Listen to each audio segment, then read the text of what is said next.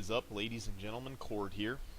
So today I'm going to be bringing you a video on how to kind of gear your tanks if you're a monk for Act 1 farming, Act 2 farming.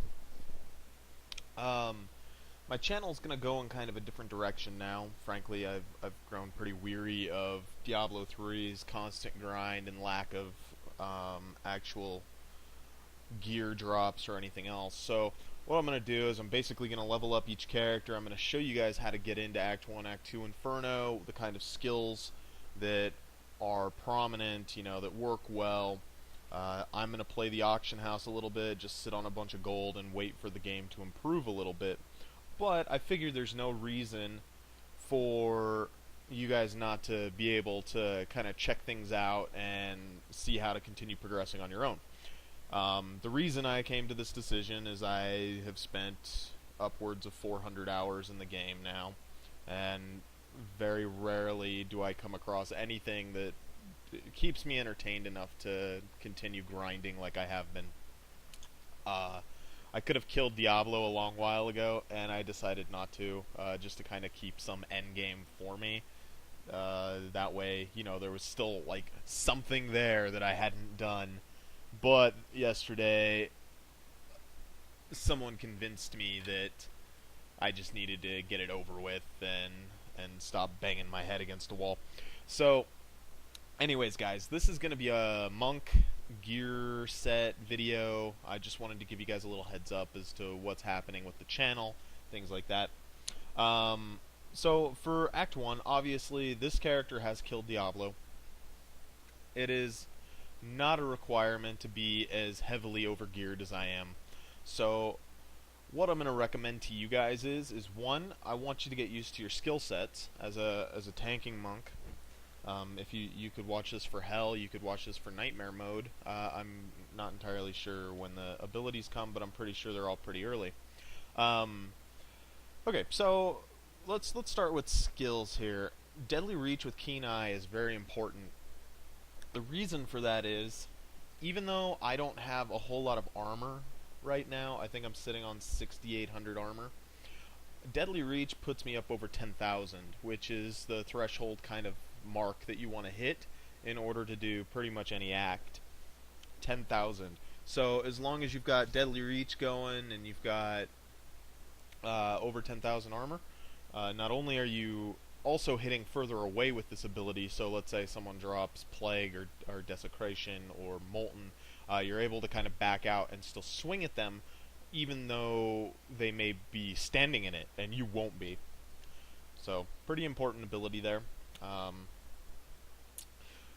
go to Sweeping Wind with Cyclone. So the reason that I run this is, one, the increased damage is very, very helpful.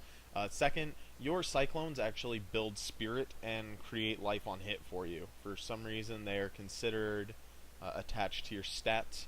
So if you've got a fair amount of crit, which you should as a tank, you run a lot of crit, these things will help you kind of stay alive and be able to spam your abilities.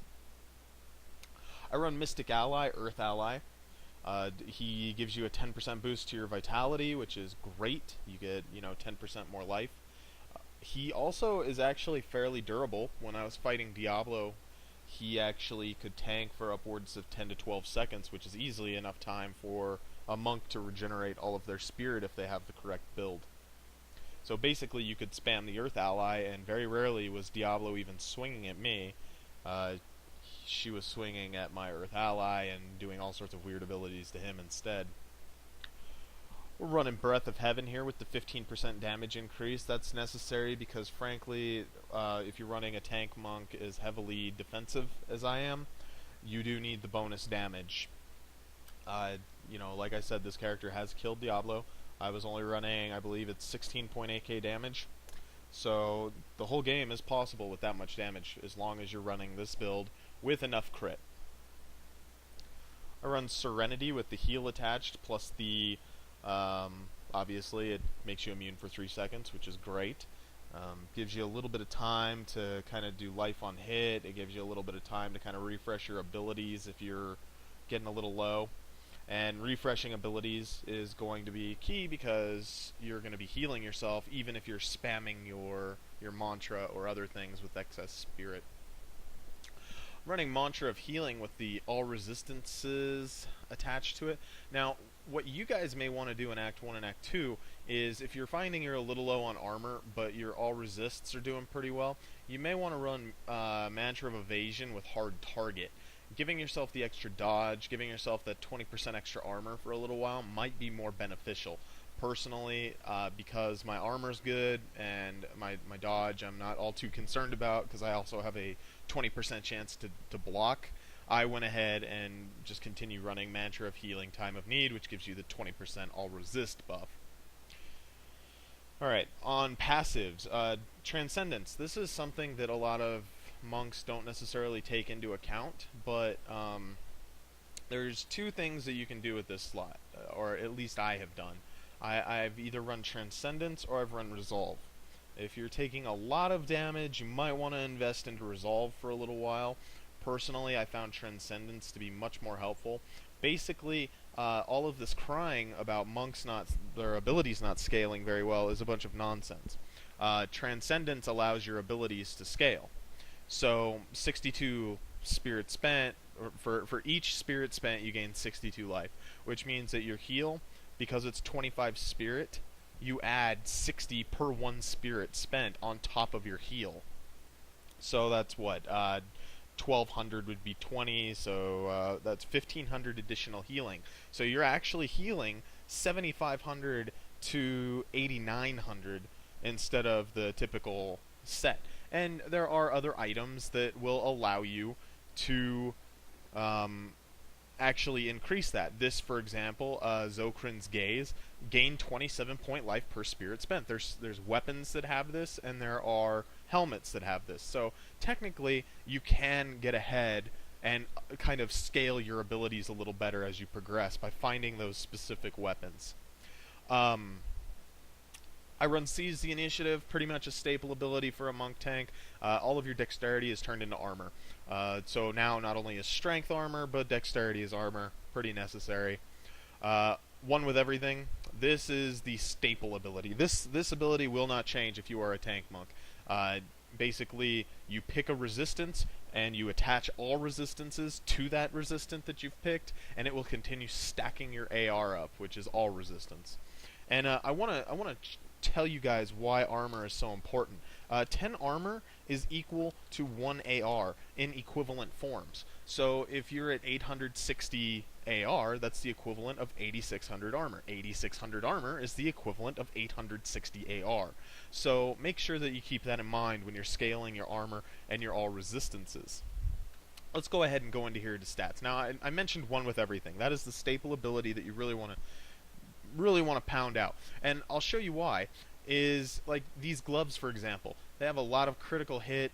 Typically that wouldn't be very helpful to people with just the lightning resist. It's got a lot of dexterity. Maybe a demon hunter would want it, but you know, it's typically not all that helpful. For a monk, 43 lightning resist is just as good as 43 all resist. So you can actually kind of like skim your gear in certain areas, like I have. You know, I did it on my rings in order to get a little better stats on them. And you can kind of just look around and try to find those specific items that you can kind of skim a little bit on the dual resist and just try to stack a little lightning or poison or cold on that. I recommend running either lightning, poison, or cold, because those three are the ones that are not as prominent in the Barbarian's world.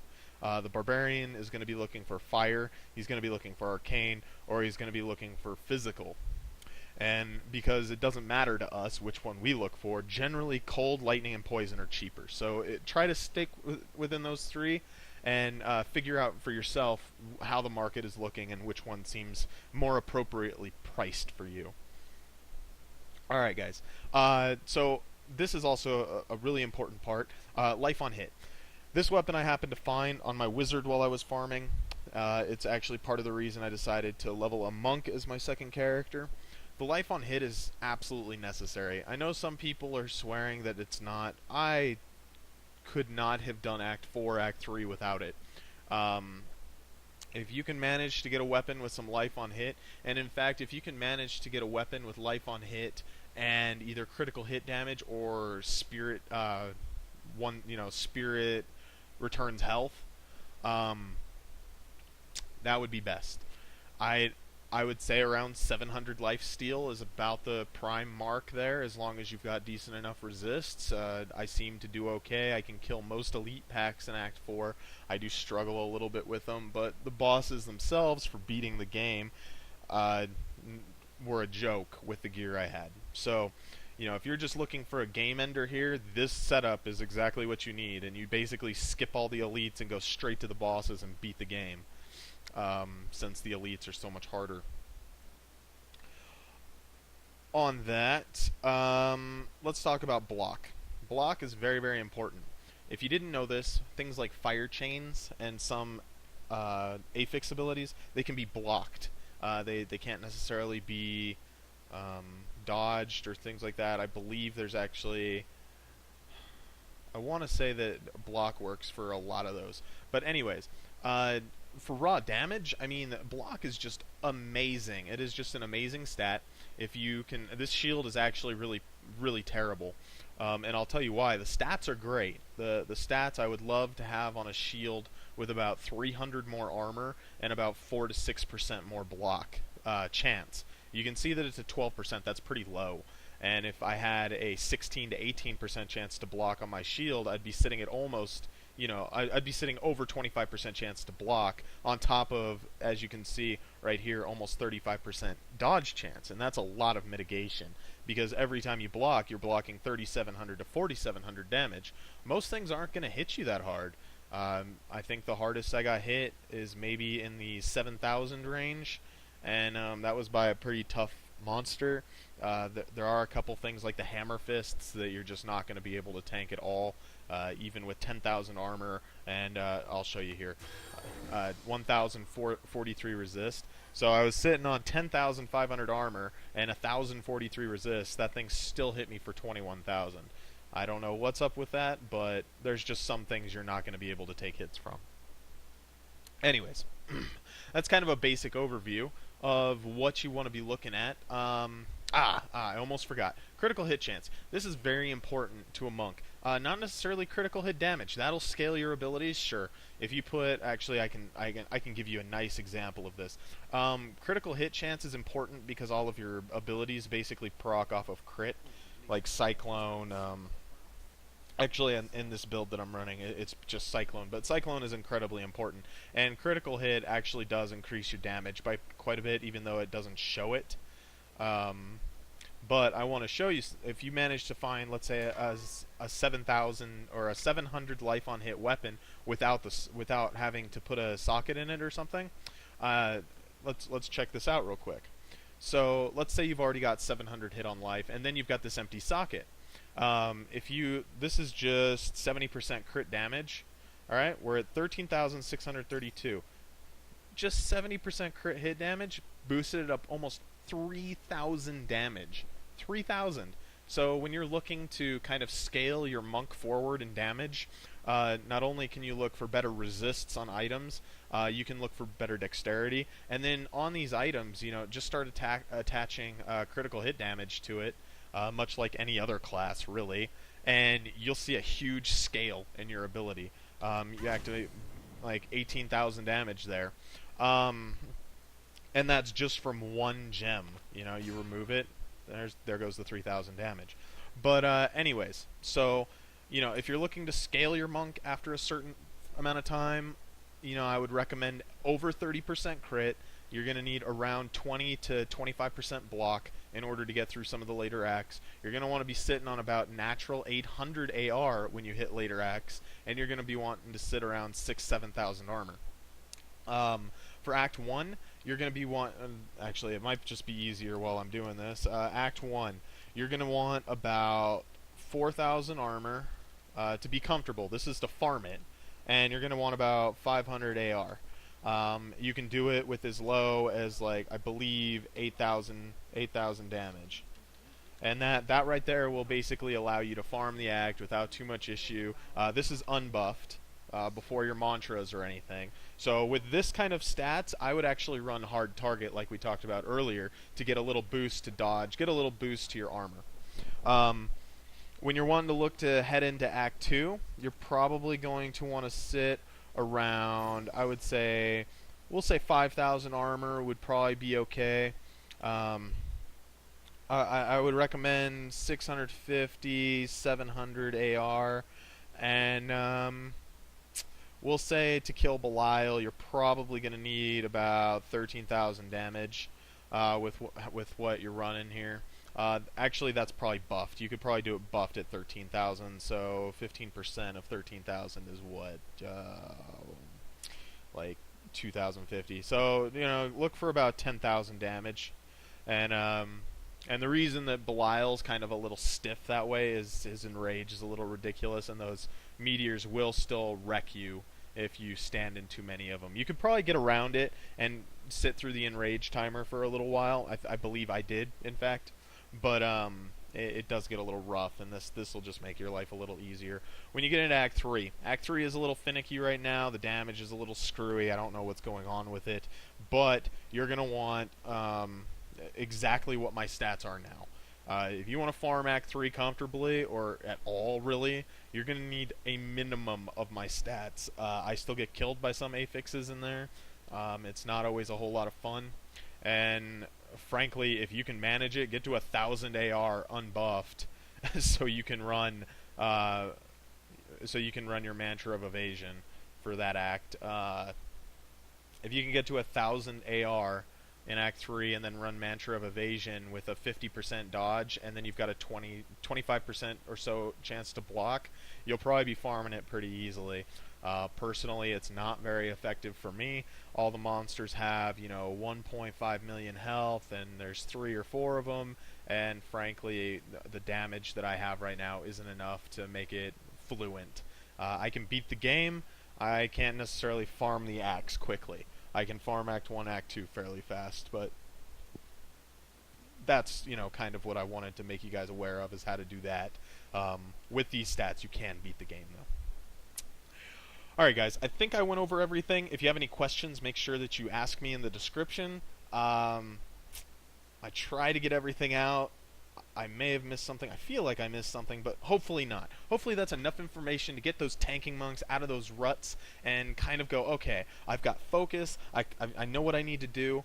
I know what it was. Okay, before I go on, attacks per second, 1.4. You're gonna want to find fast weapons, guys. You need that life on hit. So don't be thinking, oh, it's a 1.11 hander. I'll just go with that because it's cheaper now. You're gonna have to find something that swings a little faster.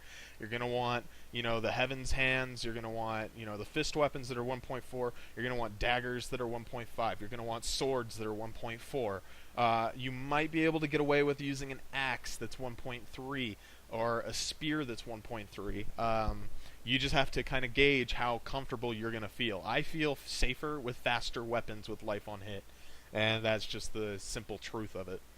So, and because we can't really stack attack speed anymore in a convenient manner, it makes it a little rough. But 1.4 will get you through the game. Anyways, guys, make sure you're hitting that like button if you like what you're seeing. Leave me comments. Let me know what you think. If you want to see something else, let me know. I'm not going to spend a whole lot of time in Act 3 and Act 4 anymore until they kind of adjust things a little bit. Frankly, if you're looking to beat the game, just run past the elites. If you're wanting to farm the game, Act 1 and Act 2 are your best friends, because at this point you can get all of the same gear out of the acts. It's just a lower percentage chance. And it's also a lower percentage, it's a super low percentage chance to roll the actual stats that you want to see. Make sure you're hitting that subscribe button. I am going to be breaking into another game here soon, Torchlight. I'm going to check that out, and for you action RPGers, I've heard good things about it. I've downloaded a demo. I'm going to probably invest into Torchlight 2 and give you some of that information. And, obviously I'm continuing with Dota 2. I've got Starcraft 2. I've got some other games I'm running and trying to figure out exactly how I want to record them. And, you hit that subscribe button. I'll keep you in the loop with what's going on. Don't be afraid to share the videos with your friends if you're struggling, if you need help. I'm hopefully going to bring in some team videos. I'll have to figure out how I'm going to do that. If some of you guys want to participate in a team video to kind of show how to get through Inferno as a group of 3 or 4, let me know.